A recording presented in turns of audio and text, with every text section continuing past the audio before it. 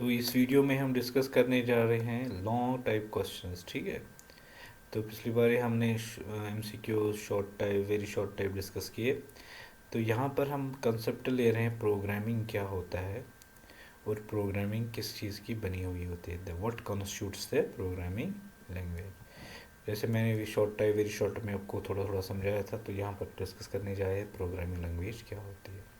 ये जो कंप्यूटर की प्रोग्रामिंग है, ये प्रोसेस है किसके प्रोसेस के डिज़ाइन करने के लिए या बनाने के लिए। क्या ऐसा कंप्यूटर प्रोग्राम जो कंप्यूटर पर एग्जीक्यूट हो कोई काम करने के लिए। अगर हमें कोई काम कंप्यूटर पर करवाना है, कंप्यूटर पर करना है, तो कंप्यूटर एक ही तरीके से काम करता है जो प्रोग्राम होता है।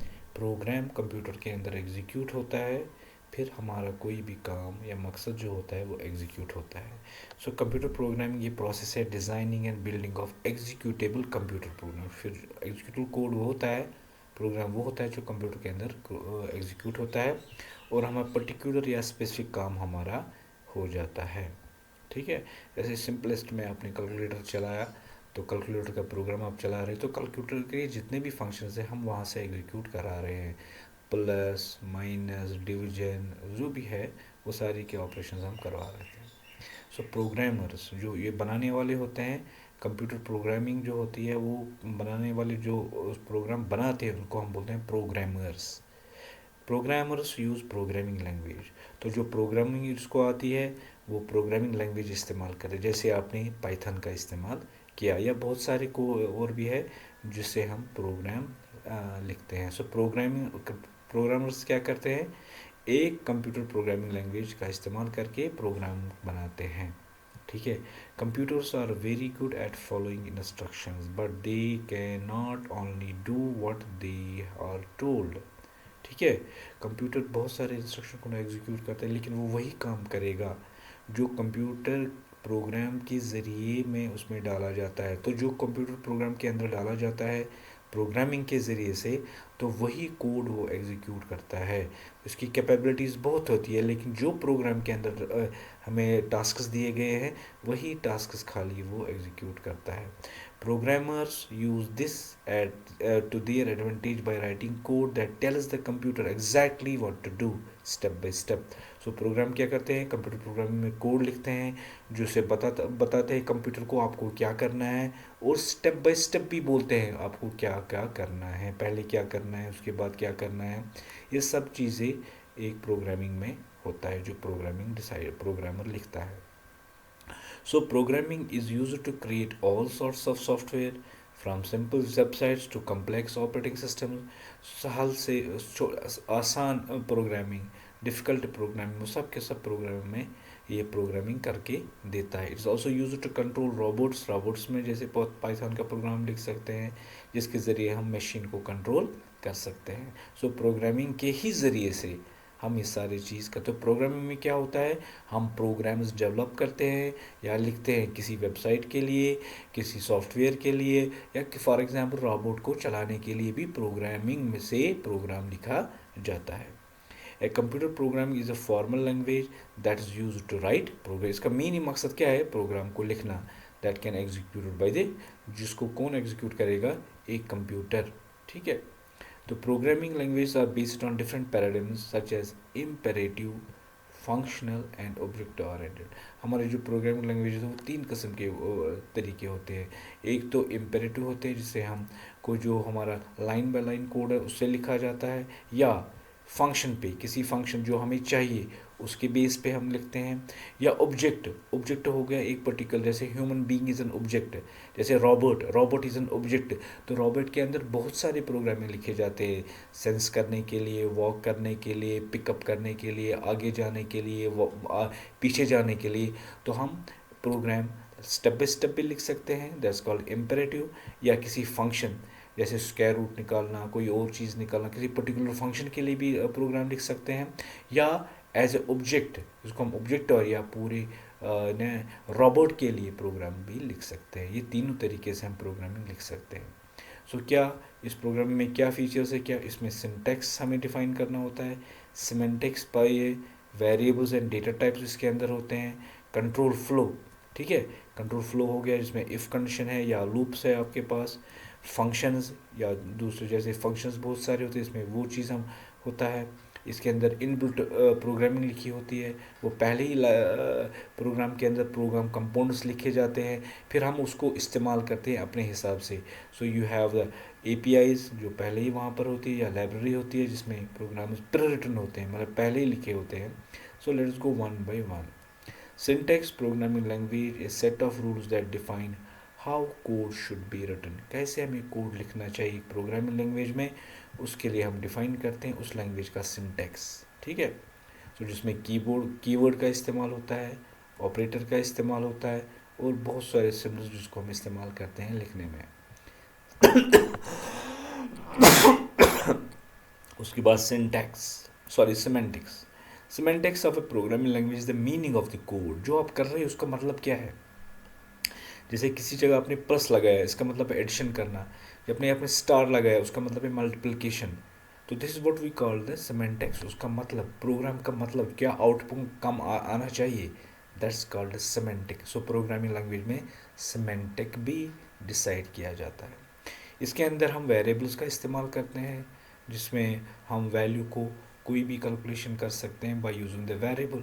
और किसी भी टाइप का डेटा हम इस्तेमाल करते हैं, जैसे numeric data, string type of data, date type of data, picture type of data. तो डेटा टाइप्स भी हम उस वहाँ पर इस्तेमाल करते हैं, और वेरिएबल्स भी।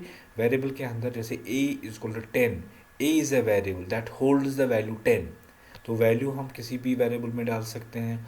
तो वेरिएबल्स और डेटा टाइप्स प्रोग्रामिंग में इस्तेमाल होता है। कंट्रोल फ्लो, जैसे अगर हमने प्रोग्राम के अंदर इंस्ट्रक्शन लिखी है, पहला लाइन ऑफ कोड स्टेटमेंट लिखा, दूसरा लिखा, तीसरा लिखा, चौथा लिखा, पांचवा लिखा, छठा लिखा, इसलिए समझ लीजिए एक प्रोग्राम में आपने 100 लाइन्स ऑफ कोड लिखा। ठीक है। फिर कौन सा स्टेटमेंट पहले एग्जीक्यूट होता है, तो अगर आपने इसमें कंट्रोल फ्लो डाला दिए, जैसे इफ स्टेटमेंट डाल दिया, तो flow of the control of the program will execute. अगर कंट्रोल फ्लो एक प्रोग्राम में नहीं है, मतलब इफ कंडीशन नहीं है या वहाँ पर लूप नहीं है, तो ये जो प्रोग्राम है आपका जो एग्जीक्यूट होगा सीक्वेंशियली होगा, वन आफ्टर अनदर। लेकिन जो ही कंट्रोल फ्लोज आते हैं वो इस प्रोग्राम का कंट्रोल डिसाइड करते हैं, जिसमें इफ़ स्टेटमेंट आता है, फॉर लूप आता है, या वाइल लूप आता है। तो आप देख सकते हैं यहाँ पर हमने लिखा if is a condition, while is the loop, and for is another loop, जिनसे हमें प्रोग्राम का कंट्रोल चेंज होता है। So programming language provide control flow statements that allow programmers to control the order। जो प्रोग्राम का जो order होता है उससे वो डिसाइड करते हैं। जैसे इफ़ से डिसाइड होता है, वाइल से डिसाइड होता है, और फॉर एग्जांपल फॉर लूप से डिसाइड होता है। तो बहुत सारे फंक्शन जैसे मैथमेटिकल फंक्शंस या प्रोसीजर्स जो प्रोग्राम्स ऑलरेडी बनाए होते हैं, हम इसमें फंक्शंस का भी इस्तेमाल कर सकते हैं, अपनी भी फंक्शंस बना सकते हैं, या हमारे पास रेडली अवेलेबल होते हैं, that remains in the form of built in functions. ठीक है। तो या कीबोर्ड से डेटा लेना है, आउटपुट प्रिंटर पे प्रिंट आउट स्क्रीन पे डालना है, तो वो सारे फंक्शंस ऑलरेडी बने हुए थे, हम उनका प्रोसीजरों का इस्तेमाल करते हैं अपनी प्रोग्रामिंग लैंग्वेज में। So most programming language allow for the creation of function. हम अपनी फंक्शन को भी क्रिएट कर सकते हैं, या दूसरा नाम उसका प्रोसीजर भी बनाया जाता है। अब दोनों में डिफरेंस है, वहाँ पर हम डिस्कस वो नहीं करेंगे। विच आर रीयूजेबल कोड, जो फंक्शन होते हैं, अगर हमने स्क्वायर रूट एक फंक्शन बनाई है, उसको हम बार बार अपने प्रोग्राम में इस्तेमाल कर सकते हैं। तो फंक्शनों और जो प्रोसीजर जो होते हैं वो रीयूजेबल होते हैं, बार बार इस्तेमाल किया जाता है। इसके अंदर जो कोड होता है जब भी हम उसको कॉल करते हैं प्रोग्राम के अंदर। ठीक है। So this promotes code modularity and reusability. Modularity हो गया एक बड़े से प्रोग्राम को छोटे हिस्सों में डिवाइड करना। ठीक है। तो उसको बोलते हैं मॉड्यूलरिटी। ठीक है। और दूसरा होता है रीयूजेबल कोड। तो अगर आपने एक फंक्शन बनाई जिसके अंदर आपने कोड लिखा है, आप उस फंक्शन को बार बार इस्तेमाल कर सकते हैं। तो आपको बार बार नया कोड लिखने की ज़रूरत नहीं है, फंक्शन को फिर से कॉल किया और आपके, तो that's called the concept called reusability. तो फंक्शनों से तो मेन मकसद या प्रोजेक्ट की मकसद क्या है, इसमें आप रख सकते हैं यहाँ पर, इससे मॉड्यूलरिटी होती है और रीयूजेबिलिटी ऑफ द कोड। यही एक एडवांटेज है फंक्शन और प्रोसीजरों का। हम अपने भी फंक्शंस बना सकते हैं, या हमारे पास इनबिल्ट फंक्शंस होते हैं, उनको बोलते हैं हम लाइब्रेरीज में। ठीक है। Language often come with standard libraries और एप्लीकेशन एपीआईज में होता है, उसके अंदर होते हैं दैट प्रोवाइड, उसके अंदर क्या होता है, प्री रिटन कोड। हमें उस कोड को लिखने की ज़रूरत नहीं है, वो इन द फॉर्म ऑफ लाइब्रेरी में हमारी कोडिंग होती है, हम उसको खाली इस्तेमाल कर सकते हैं, हमें वो कोड लिखने की ज़रूरत नहीं है। वो होता है इन द फॉर्म ऑफ लाइब्रेरीज और एपीआईज। ठीक है। सो जैसे हमें कीबोर्ड से वैल्यू लेना है, हम उसके लिए पाइथन में लिखते हैं इनपुट। सो इनपुट हम बार बार लिख सकते हैं, बहुत बार लिख सकते हैं। ठीक है। तो इनपुट के लिए हमें कोड लिखने की ज़रूरत नहीं है, वो कोड इनपुट फंक्शन का कोड पहले ही लिखा गया है। या प्रिंट, प्रिंट से हम आउटपुट स्क्रीन पे लाते हैं, तो वो हम बार बार प्रिंट इस्तेमाल करते हैं। तो ये that these functions are the coding is called the libraries और एपीआईज पहले ही बने हुए थे। डेवलपमेंट टूल्स, ठीक है। अब जो इस प्रोग्रामिंग जो कोड है, इसके लिए एक डेवलपमेंट टूल होता है जिससे हम प्रोग्राम लिखते हैं। तो जब भी हम कोई प्रोग्रामिंग लैंग्वेज इस्तेमाल करें, उसका पहले एक इंटरफेस आता है, स्टार्टिंग स्क्रीन आता है, उसको हम इंटरफेस कहते हैं, जिसके ज़रिए या वहाँ पर हम एक उस लैंग्वेज में कोई भी प्रोग्राम डिज़ाइन करके एग्जीक्यूट करवा सकते हैं। सो डेवलपमेंट टूल्स जो होते हैं, जिसको हम बोलते हैं I D is integrated development environment. ठीक है। जो आपकी स्क्रीन में आता है, पहला स्क्रीन जो जब आप पाइथन खोलते हैं, उसका जो पहला स्क्रीन आता है जहाँ पर आप प्रोग्राम लिखते हैं, that's called IDE, integrated development environment. या किसी जैसे हमने HTML लिखा होगा, उसके लिए नोटपैड का इस्तेमाल करते हैं, तो those are called text editors. Python के लिए भी बहुत सारे टेक्स्ट एडिटर्स है, जिसके अंदर पाइथन का प्रोग्राम लिखा जाता है, फिर जाके वो एग्जीक्यूट हो जाता है। So this called development tools. Development tools में हमारे IDE आते हैं और टेक्स्ट एडिटर्स आते हैं। Portability, some language are design to platform independent. अक्सर जो हम प्रोग्रामिंग आजकल करते थे पाइथन में, आपने प्रोग्राम कोई भी लिखा, तो आप किसी भी प्लेटफॉर्म, किसी भी हार्डवेयर के अंदर उसको एग्जीक्यूट करवा सकते हैं। So this what we have to discuss in the different components of the programming language. एक तो प्रोग्रामिंग लैंग्वेज क्या होती है, और ये प्रोग्रामिंग लैंग्वेज किससे बनी होती है, इसमें क्या क्या चीज़ें होती हैं। तो there is a syntax, there is a semantic, there is a variable, there is a data type, there is a control flow, there is a functions and procedures, there are libraries and APIs, there are development tools, and there is a one important, that is a portability. Programming translator क्या होता है, तो जैसे मैंने आपको बताया, computer एक ही लैंग्वेज अंडरस्टैंड करता है, that's in the form of low ones and zeros. तो वो प्रोग्राम, उसमें प्रोग्राम तो पहले तो जब स्टार्टिंग कंप्यूटर आ गया, तब तो वही प्रोग्रामिंग एक सेटअप हमारे पास था, जिसमें हम प्रोग्राम लिखते थे वंस एंड ज़ीरोज़ में। And it was very difficult to write the program addition of two numbers, that took the good number of time, good number of line of code, good number of days. तो यहाँ आजकल जो है, हम अपनी English language में लिखते हैं, फिर जाके वो ट्रांसलेट होता है, फिर उसको CPU एग्जीक्यूट करता है, और हमारे लिए आउटपुट स्क्रीन पे आ जाता है। So this called programming translators. और उसके टाइप्स कौन कौन से हैं, let's discuss.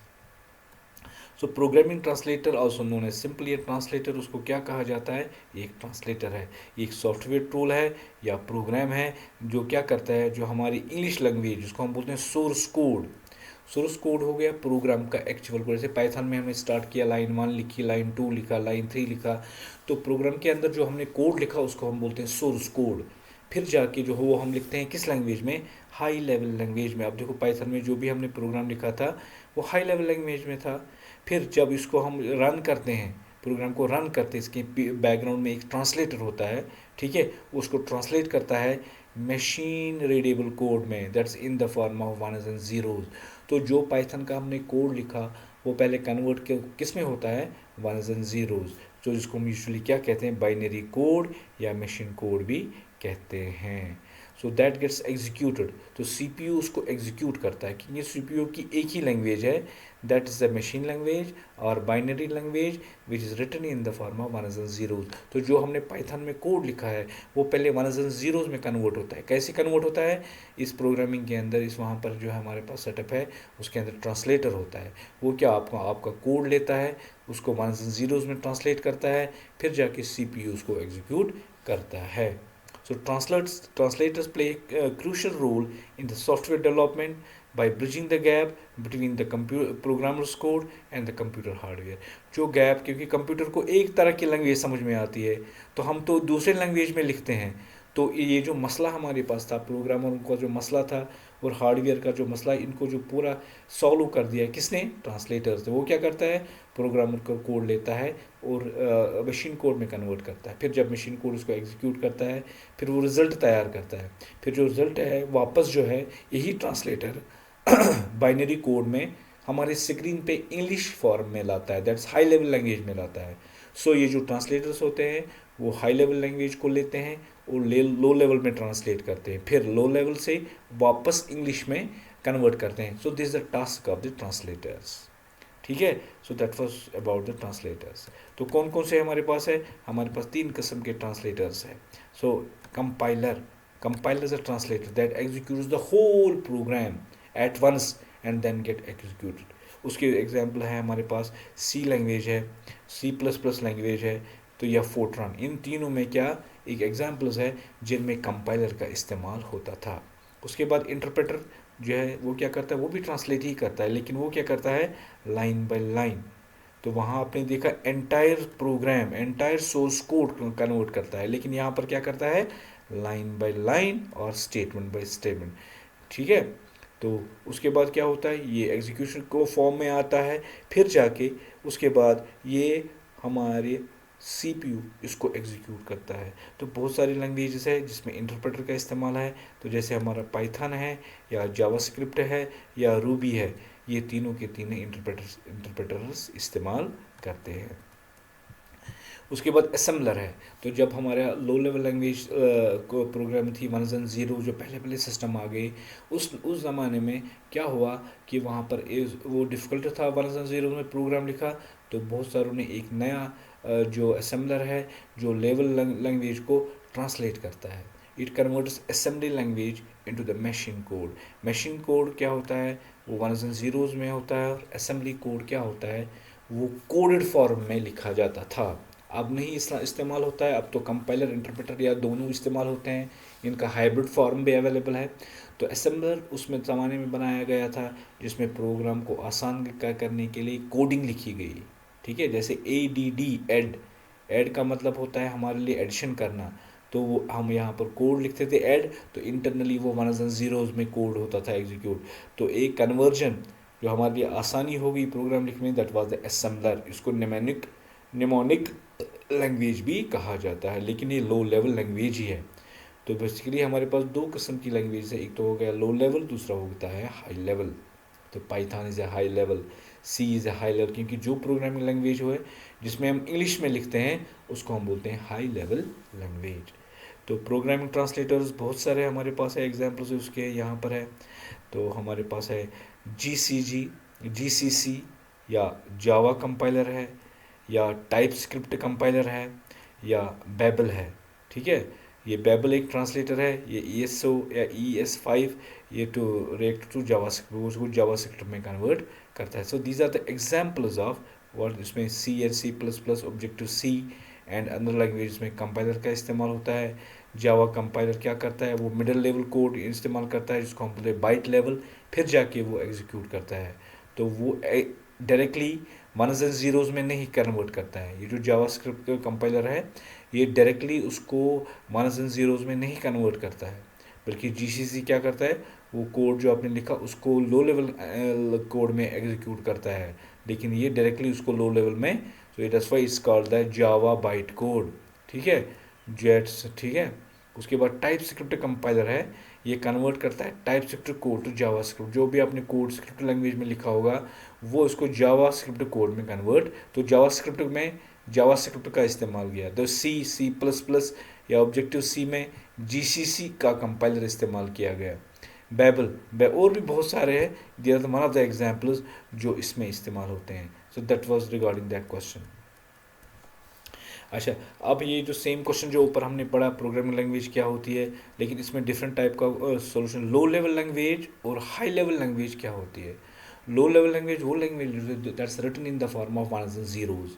High level language वो होती है that is written in English like language, पूरा इंग्लिश नहीं लेकिन वो can say near by English language, जिसमें मैथमेटिकल का सिम्बल्स का इस्तेमाल करते हैं, लाइब्रेरीज उसमें डालते हैं और APIs का इस्तेमाल होता है। तो that's called high level language. तो हमारे पास 2 किस्म की लैंग्वेज होती है, low level and high level. तो let us discuss the programming language, तो हमने देखी है। तो let us go with low level. Low level language closer to hardware. तो जो लो लेवल लैंग्वेज होती है उनको हम क्या बोलते हैं, दैट्स क्लोजर टू हार्डवेयर। और जो हाई दैट प्रोवाइड क्या करती है, हाई लेवल लैंग्वेज कंट्रोल को करती है, ठीक है। तो जो लो लेवल लैंग्वेज होती है एक्चुअली वो होती है इन the form of hardware language, जिसको हम बोलते हैं वनस एंड जीरोज। तो उसको मेन एक नाम है मशीन लैंग्वेज।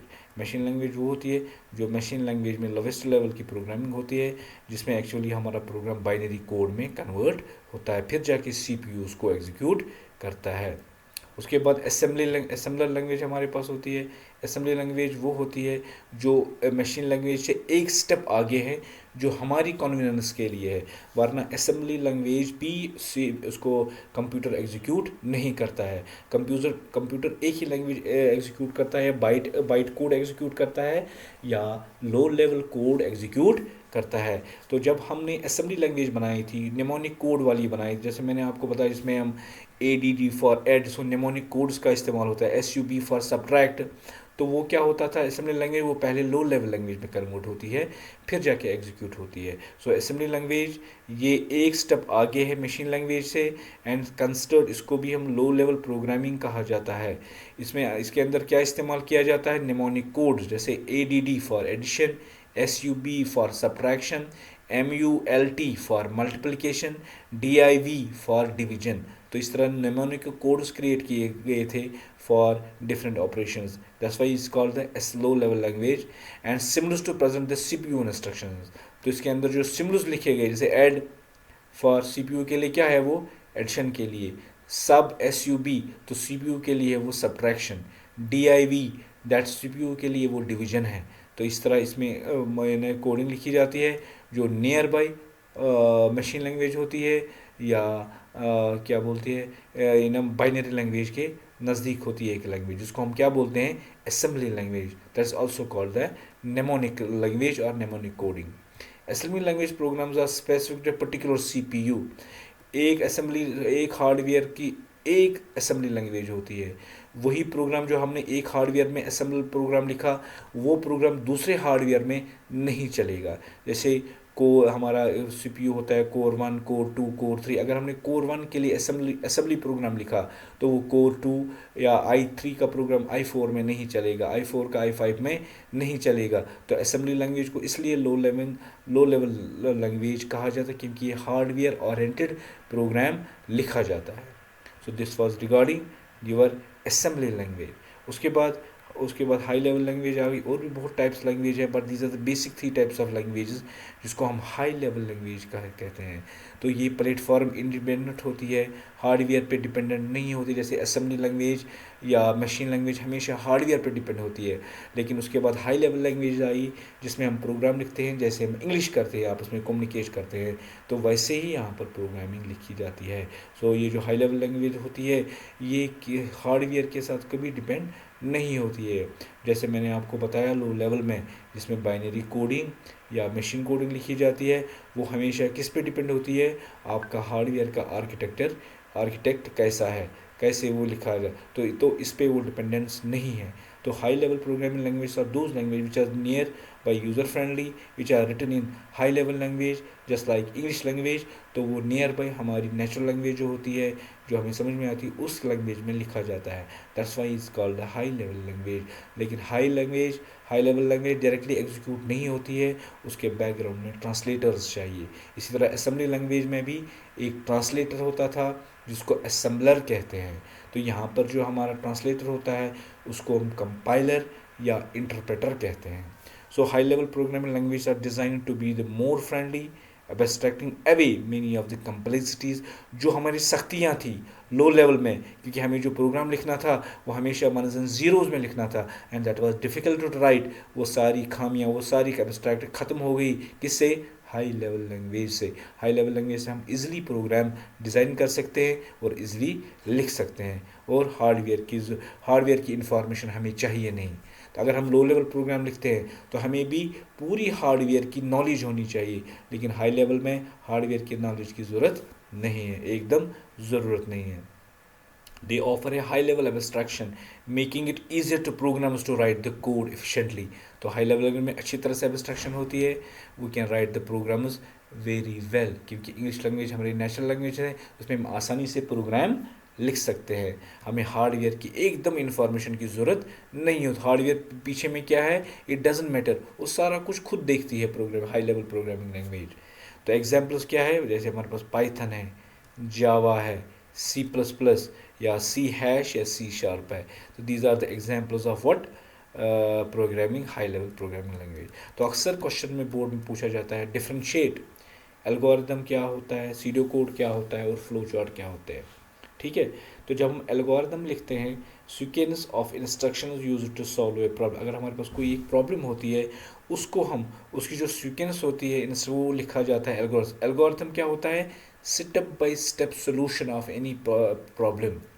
जैसे मैंने आप बताया मैथमेटिक्स में क्या होता है, स्टेप 1, स्टेप 2, स्टेप 3, स्टेप 4 है, उसके बाद रिजल्ट निकलता है। तो एल्गोरिथम में क्या लिखते हैं, this is a step wise execution written of the lines of the program. वो एक्चुअल प्रो कोड नहीं होता है, उसमें खाली हम लिखते हैं कि हमें ये प्रॉब्लम जो है ये कैसे सॉल्व की जाती है। उसके बाद और एक तरीका है वो दिखाने के लिए, बाकियों को समझाने के लिए, कि वो इजली समझ जाए कि हमने जो प्रोग्राम लिखा है। क्योंकि जब प्रोग्रामर्स होते थे तो उनको क्या लिखना था प्रोग्राम में, तो उनको ग्राफिकली समझाते थे, क्योंकि ग्राफिकली इजी अंडरस्टैंड होता है उसको समझने के लिए। So it is a graphical representation of an algorithm. ठीक है, बहुत इंपॉर्टेंट क्वेश्चन है, अक्सर ही एग्जाम में आता रहता है। उसके बाद सीडो कोड, फिर वो किसी एक पर्टिकुलर लैंग्वेज में लिखा जाता है, जो उसके बाद एक पर्टिकुलर जो हर किसी प्लेटफॉर्म के लिए इस्तेमाल किया जाता है, लेकिन वो पूरी प्रोग्रामिंग लैंग्वेज नहीं होती है, वो खाली नियर बाई प्रोग्रामिंग लैंग्वेज होती है, जिसको हम क्या बोलते हैं, SIDO code. It is a language representation of an algorithm. ये पर्टिकुलर एक फ्रेमवर्क में, एक लैंग्वेज में डाला जाता है, तो उस एल्गोरिथम को स्टेप बाय स्टेप लिखा जाता है। अच्छा, यहाँ पर क्या होनी चाहिए जब हम एल्गोरिथम लिखते हैं, user needs knowledge to write algorithm. Algorithm कैसे लिखना है तो उसके बारे में उसकी नॉलेज होनी चाहिए। तो यह जो फ्लो चार्ट है, need knowledge of program to draw और अंडरस्टैंड फ्लो चार्ट। यहाँ पर हमें प्रोग्राम की नॉलेज होनी चाहिए, तब जाके हम एक फ्लो चार्ट बना सकते हैं। तो यहाँ पर सीडो कोड चाहे नो नीड ऑफ प्रो, हमें किसी प्रो, जैसे पाइथन की नॉलेज मुझे नहीं है, मुझे पाइथन की नहीं चाहिए, सी प्लस प्लस, रूबी, जितने भी सारी प्रोग्रामिंग लैंग्वेज हैं, ये ज़रूरी नहीं है कि मेरे लिए वो मुझे सब पता हो। लेकिन जो सीडो कोड होता है वो आप इस पर्टिकुलर लैंग्वेज में लिख सकते हैं, तब जाके वो एक्चुअल लैंग्वेज बाद में प्रोग्राम किया जाता है। आई होप कि आपको ये क्वेश्चन समझ में आए होंगे, इसके आंसर समझ में आ जाएंगे। तो आप इसी तरह से ये बोर्ड का प्रिपेयर, जो एग्ज़ाम आपको आ रहा है उसको प्रिपेयर करेंगे। तो आई होप कि आपको ये सारा अंडरस्टैंड हुआ होगा। तो ऊपर वाला आपकी मदद करे, हर हाल की मदद करे। तो ठीक है, तो इजाज़त दीजिए, खुदा हाफिज़।